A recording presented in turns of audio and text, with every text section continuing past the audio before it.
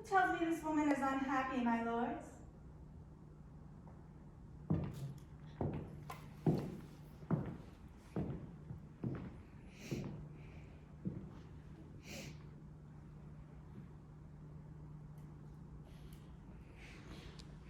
I see a proud and upright person.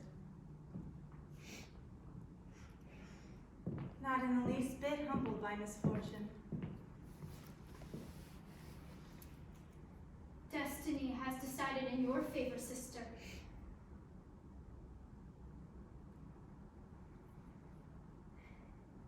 I kneel to the eternal power that has raised you. But you must do the same for me. Be gracious, sister. Do not leave me lying dishonored in the dust. Reach down your royal right hand to raise me. I have fallen a long way down.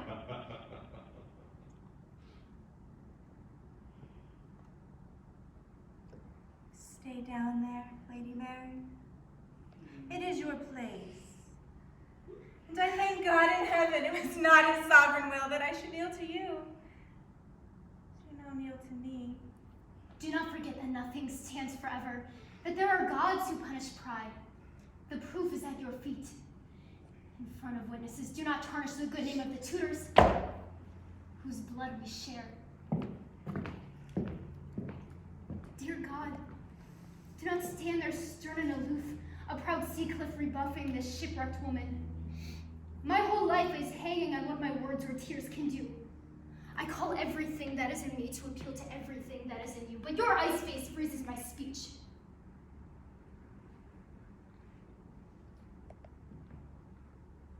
What did you want to say? You asked to see me. So I laid aside the indignation of an injured queen in order to fulfill this sacred duty of sisterhood, to provide you with the consolation of my presence, bending to an impulse of generosity for which I have exposed myself to blame, for stepping in the mud, because you wanted to have me murdered.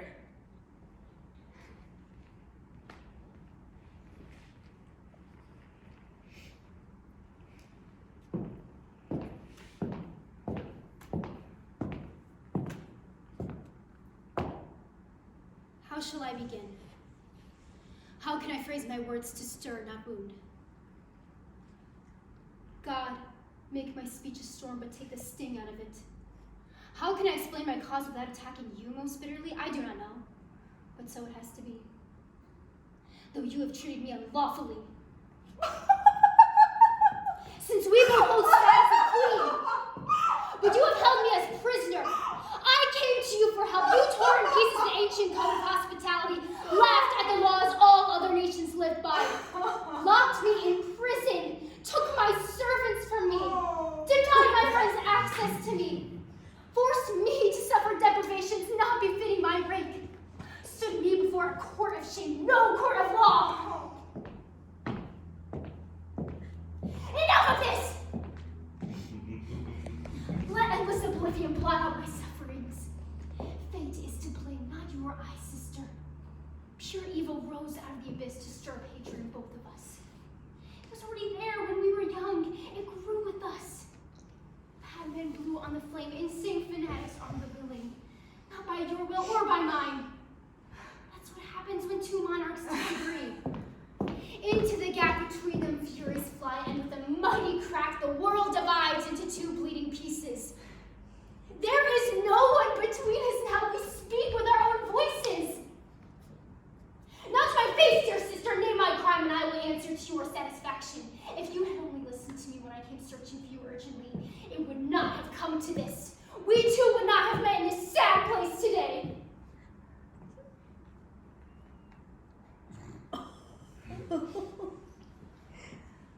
A saving angel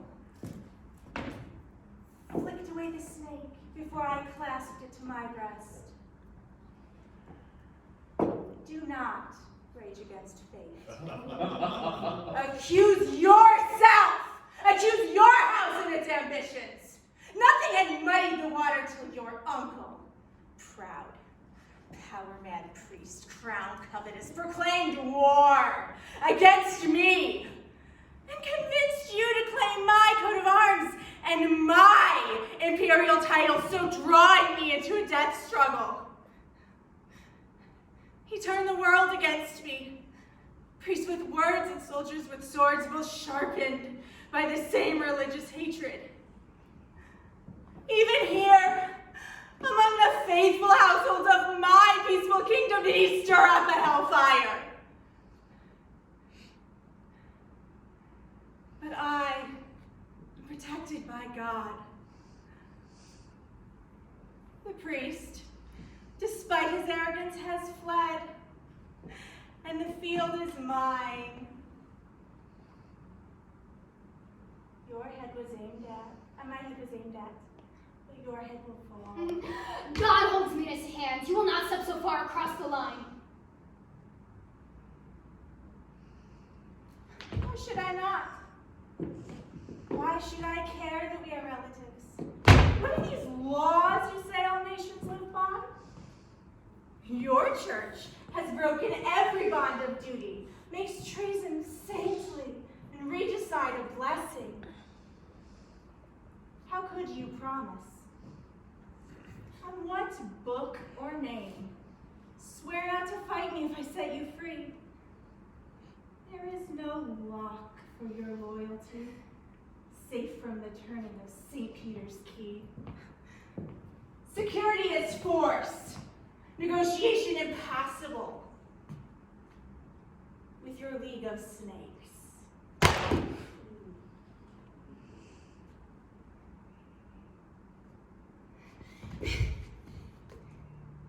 The tragedy of your suspicion. You have never seen anything but an alien in me. I'm a foreigner, your enemy. But if you had named me as my right requires your heir, imagine what it would have been, a loving cousin and a grateful friend. Oh, I know your friends! The Pope, he is your friend, and priests are your cousins. Name you my heir? A royal trap. And to see you in my lifetime stealing my people with your glittering eyes, seducing the nobility, while I've forgotten. Rule in peace. I hear him now renounce all claims to me. Broken winged, my ambitions creep along the ground. So you have won. You have obliterated Mary. Prison years have snuffed my light out. You have done to me the worst that anyone can do! Stamped me out when my life was in full flame now. Finish this ceremony. What you came to say it. Speak quickly. I cannot believe you came here purely out of cruelty. Say what you came to say then. Say to me you are free, Mary. You felt my little heart on your head. Now learn to love my hand when it gives freedom. Speak! I will receive my life, my freedom from your lips.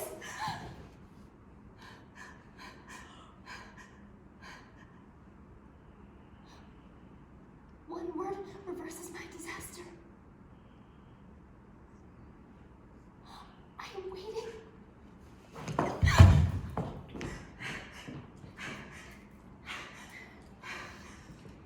Please do not make me wait too long. And sister, if it is not with blessings that you leave me departed like a gracious goddess, then I fear for you.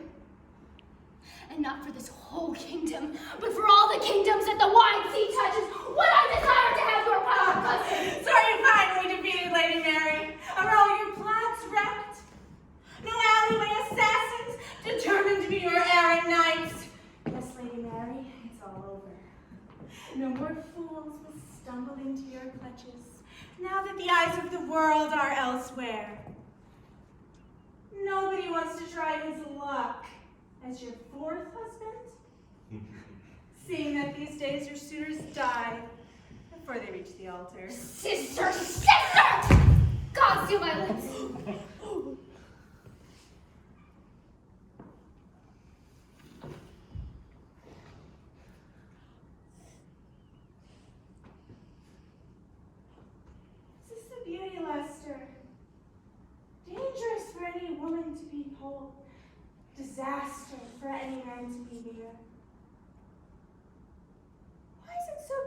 about. I think I see the reason.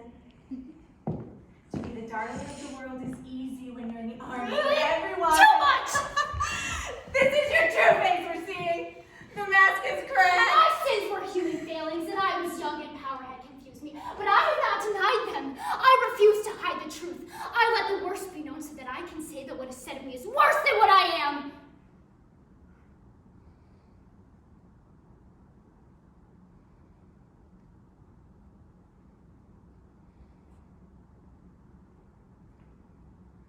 But history will not be kind to you. When it tears down the finely decorated drapery that veils your passions. You did not inherit much virtue from your mother. We all know for what crime Anne Boleyn was killed. Human beings can only take so much. Restraint